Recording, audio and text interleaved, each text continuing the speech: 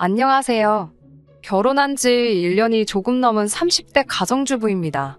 다른 사람들은 어떻게 살아가는지 궁금해질 때면 사연을 들으러 오곤 했었는데 오늘은 제 이야기를 하러 왔네요. 남편과 헤어진 마당에 과거를 곱씹을 필요가 있냐고 말씀하실 분들도 있을 것 같아요. 하지만 오늘 이렇게 일기 쓰듯 제 이야기를 한번 털어놓고 나면 제 머릿속도 마음속도 정리가 되지 않을까요?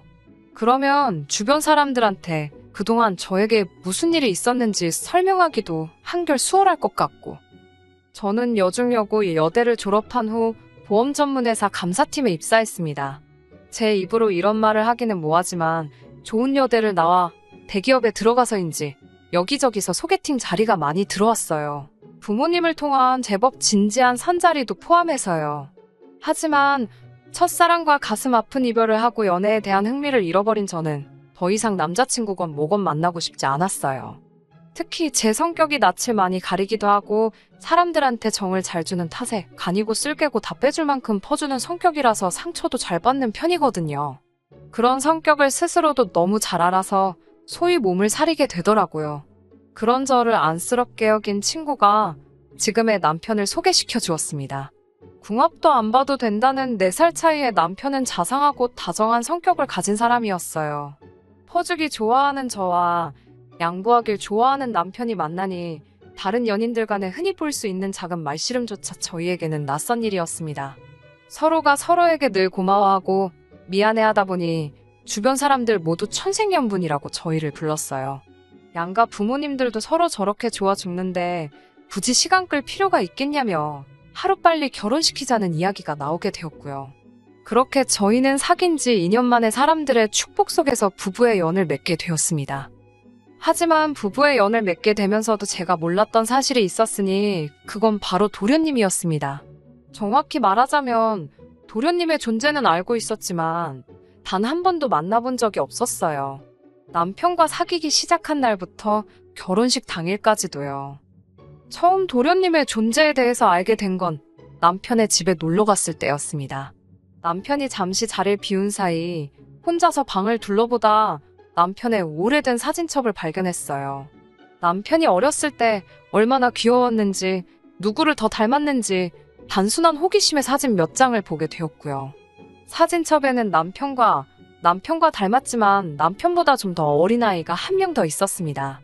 방으로 돌아온 남편에게 누구냐고 물으니 동생이라고 짧게 대답하더군요. 그 전까지는 남편에게 남동생이 있다는 이야기를 듣지 못했기에 놀란 제가 그동안 왜 말 안 했냐고, 소개는 왜 안 시켜주냐고 물었습니다. 그러자 남편이 연락이 잘 안 된다며 말끝을 흐리더라고요. 저야 외동이라 잘 모르지만 친구들 중에도 우애가 좋은 경우도 있었고 아닌 경우도 있었으니 남편은 우애가 별로 안 좋은가, 그렇게 단순하게 생각했어요. 남편이 자세히 이야기하고 싶어 하지 않는 것 같았고요. 당시만 해도 결혼 이야기도 오가기 전이었기 때문에 굳이 꼬치꼬치 캐묻고 싶지는 않았습니다. 특히 가족 문제라면 제3자인 제가 구태여 알 필요는 없다고 생각했어요. 하지만 그 이후에도 시댁과 도련님 사이에 왕래가 없어도 너무 없다는 걸 눈치채고는 뭔가 이상하다고 생각했어요. 한 번은 제가 넌지시 도련님은 어떻게 지내고 계시냐는 식으로 이야기를 꺼내니 시부모님께선 그건 제 할 바가 아니라며 말을 딱 자르시기도 했고요. 남편도 계속해서 연락이 안 된다는 말뿐이었으니 그래도 솔직히 전 결혼식엔 나타날 거라고 생각했습니다. 하나뿐인 형의 결혼식이었으니까요.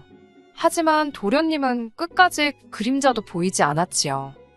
이쯤 되자 친정 부모님께서도 사돈 총각한테 무슨 일이 있는 거 아니냐며 걱정과 의심을 동시에 보이셨습니다. 저나 부모님이 절대로 호사가 타입은 아니에요. 하지만 혹시 장애나 무슨 큰 흉터 같은 게 있어서 남들 앞에 나서지를 못하는 건지 아니면 숨어 살아야 되는 어떤 이유가 있는 건지 별의별 생각을 다 하게 되더라고요. 그런 와중에 정말 뜻밖의 경로로 도련님의 행방을 알게 되었습니다. 남편의 회사를 구체적으로 언급하면 금방 알아차리실 수 있을 것 같아서 대략적으로만 말씀드릴게요. 남편은 대기오염도를 측정하는 회사에 다니고 있어요. 일이 힘든 곳은 아닌데 업무 특성상 한 달에 몇 차례 지방 곳곳으로 출장을 가야 하는 경우가 있습니다. 보통은 당일치기로 자고 오는 일은 거의 없고 사무실에서 근무 대신 이루어지는 일이다 보니 당연히 주말에는 가지 않아요.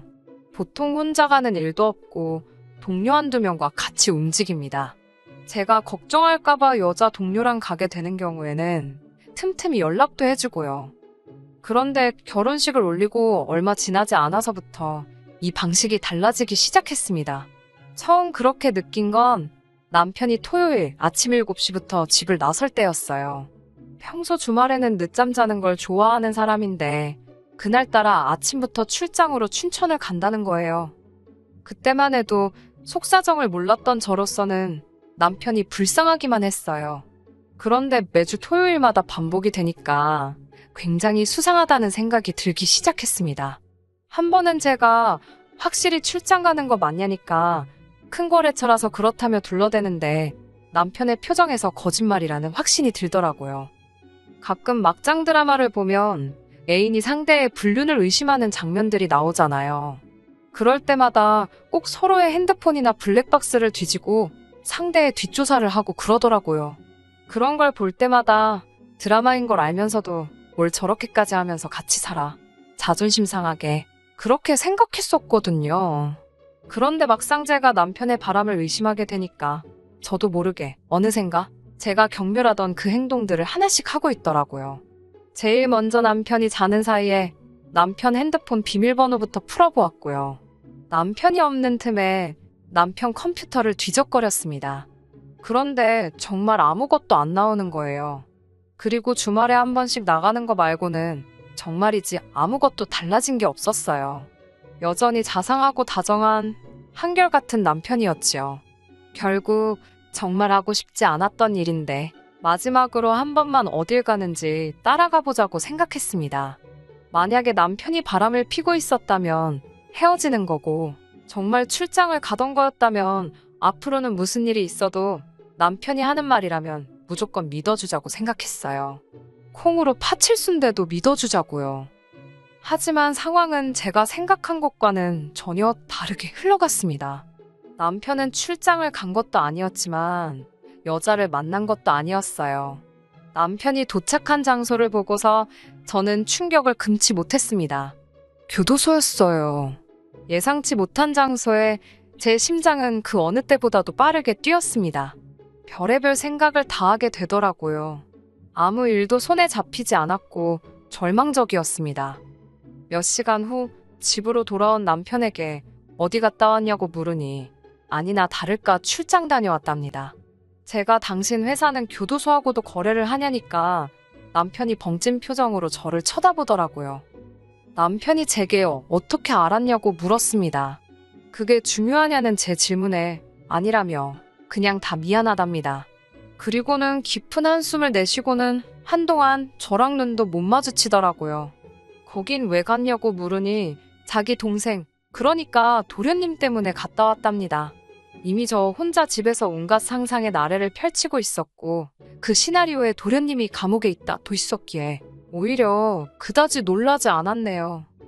한층 침착해진 제가 도대체 무슨 일로 도련님이 교도소까지 가게 되었냐고 물었습니다. 솔직히 수감 이유에 따라 제 결혼 생활도 계속해야 할지 말아야 할지 정해야겠다고 생각했거든요. 남편 말로는 사기랍니다. 제가 아무리 사기를 쳤어도 합의를 했으면 교도소까지는 안 갈 텐데 금액이 얼마길래 합의를 못 받냐고 물었어요. 오해하실까봐 말씀드리지만 절대로 제가 해결해 주려고 물어본 건 아닙니다. 단지 사태의 심각성을 알려면 정확히 알아야겠다 싶었어요. 남편은 한참 말을 잇지 못하더니 일단 제가 자기를 꼭 믿어줘야 한답니다. 자기는 정말 몰랐던 일이라면서요. 그러면서 한다는 말이 혼인빙자 사기랍니다. 순간 잘못 들은 줄 알았어요. 제 귀를 의심했지요. 혼인빙자라니 어이가 없어서 말도 안 나오더라고요. 남편을 추궁해서 좀 더 자세히 듣고 나자 도련님이고 나발이고 입에서 정말 욕이 절로 나오던데요. 처음에는 채팅에서 알게 된 여자한테 자기가 병원장 아들이라면서 결혼하자고 꼬셨답니다.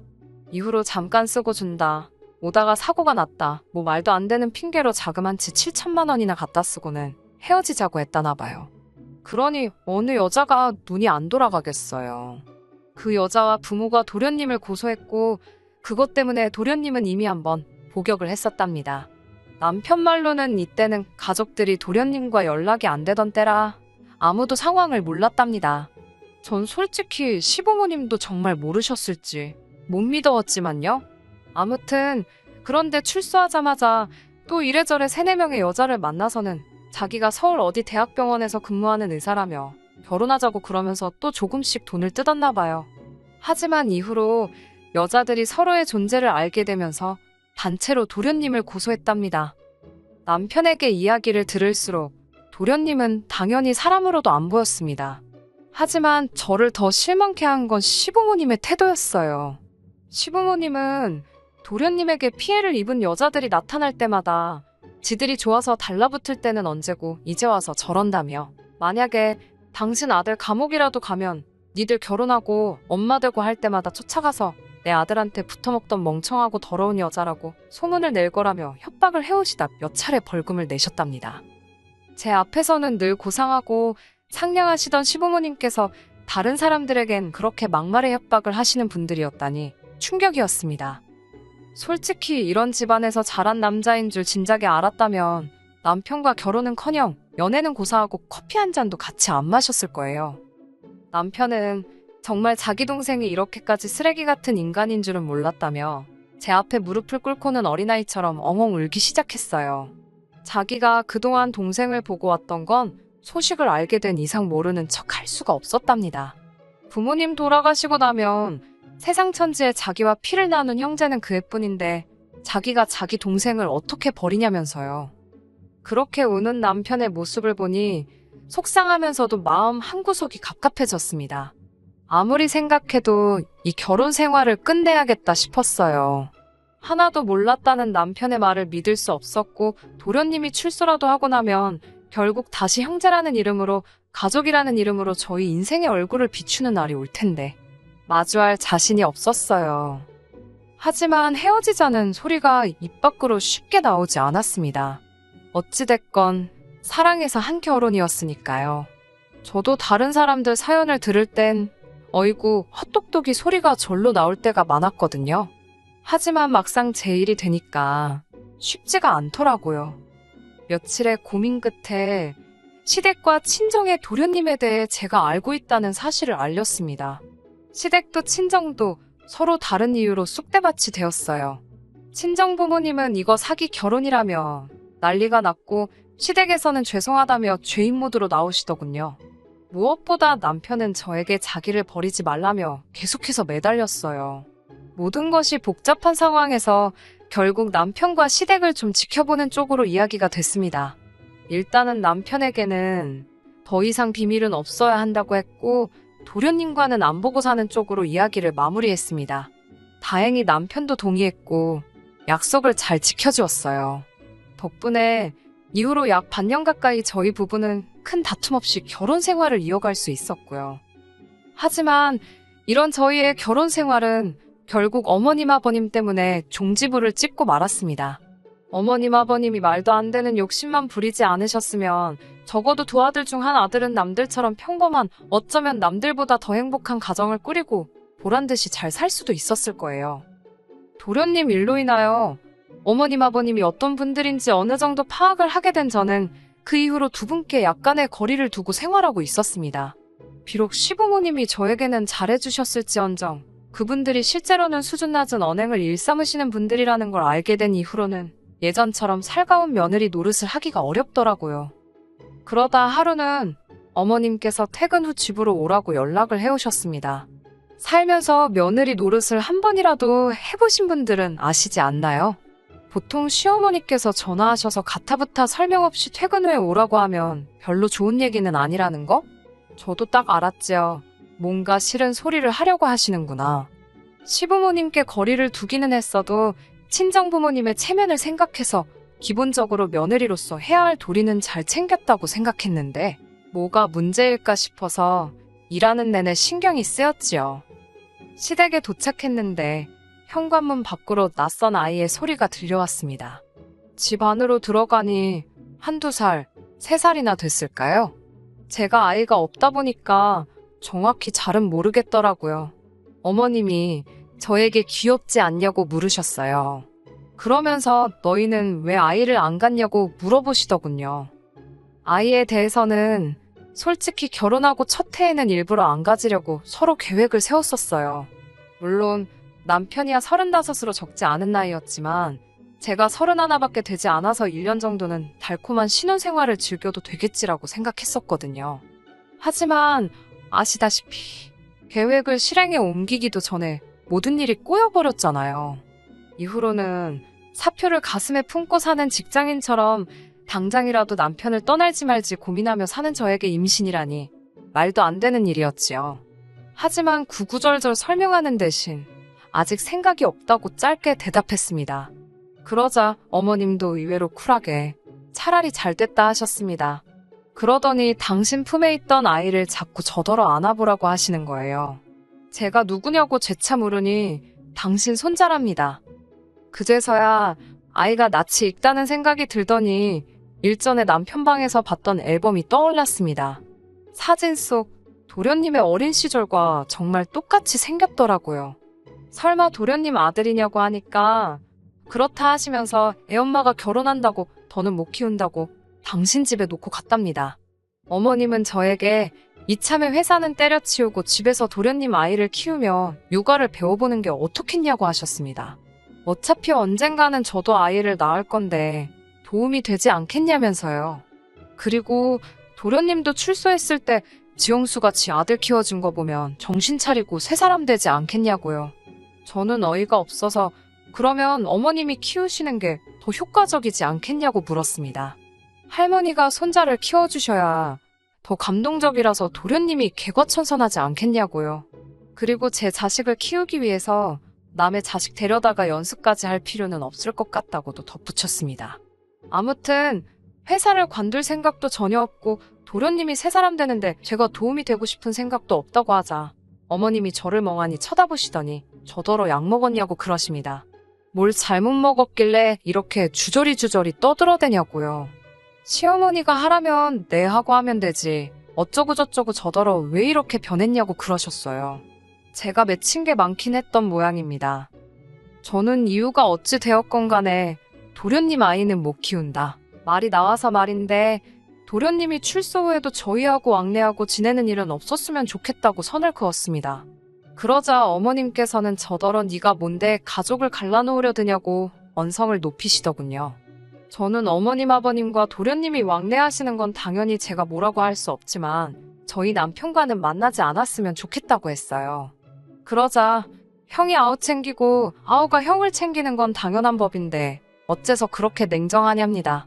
그러더니 한숨을 내쉬시고는 그럼 당신이 아이를 키울 테니 시아버지를 모시고 가랍니다. 어머님 말씀이 당신이 왜 나이든 남편하고 아들이 사고쳐서 낳은 손자까지 혼자 다 돌봐야 하냐입니다. 자기가 무슨 죄를 지어서 이 고생을 혼자 다 해야 하냐면서요. 자기 아들이 사고쳤지 자기가 친 것도 아닌데 왜 자기가 뒷수습을 해야 하냐면서 당신도 며느리 덕 좀 보잡니다. 저더러 둘 중 한 명을 고르래요. 어머님 남편이고 어머님 아들인데 왜 그 책임을 저한테 떠넘기시냐고 그러니까 이번에는 같은 여자끼리 좀 도와줄 수 있는 거 아니냐고 그러십니다. 어머님의 억지가 황당하다 못해 웃기기까지 하더라고요. 단칼에 싫다고 하니 저더러 진짜 이기적이고 못돼 처먹었답니다. 저는 남편에게 전화를 걸어 퇴근길에 시댁으로 오라고 했어요. 와서 어머님 억지 쓰는 거 구경 좀 하라고요. 한두 시간쯤 기다리니 남편이 왔습니다.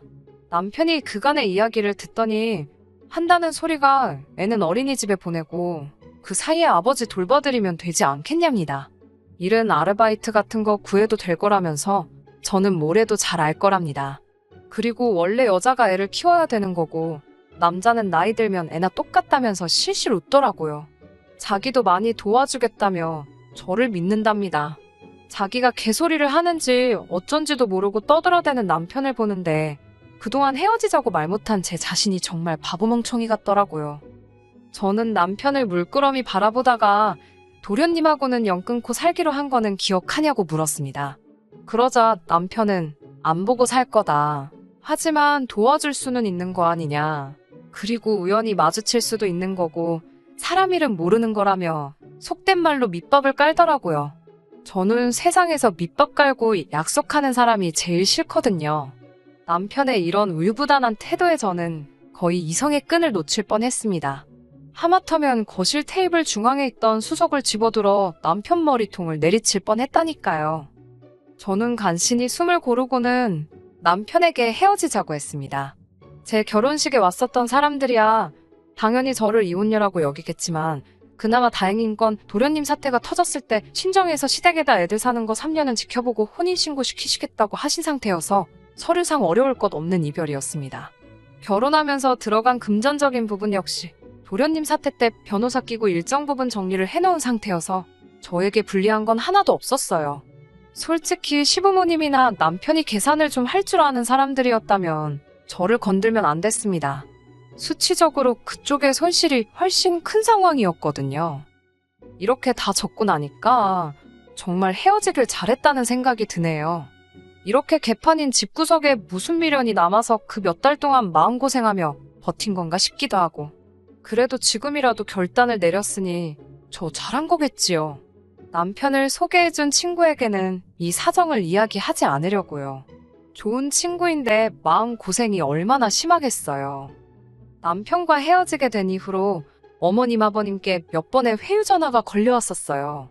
스트레스를 받아서 말을 막 하셨다며 미안하다고 뭐 몇 억짜리 땅을 제 명의로 해줄 테니 한 번만 다시 생각해보라는 그런 말씀도 하시더라고요. 이상하게 그 말을 들으니까 정이 더 떨어졌어요. 당분간은 사람들의 입방아에 오르내리겠죠? 그렇게 좋아 죽고 못 살더니 왜 헤어졌을까? 자기들끼리 이러쿵저러쿵 생각만 해도 머리가 아파오네요. 그래도 꿋꿋하게 잘 견뎌내보겠습니다. 아무래도 제 인생에 연애는 없는가 봐요. 다른 더 좋은 게 있으리라 믿고 즐겁게 살아볼게요. 끝까지 들어주셔서 감사합니다. 오늘의 사연은 여기까지입니다. 구독과 좋아요, 알람 설정 부탁드리고 더 좋은 사연으로 다시 찾아뵙겠습니다. 감사합니다.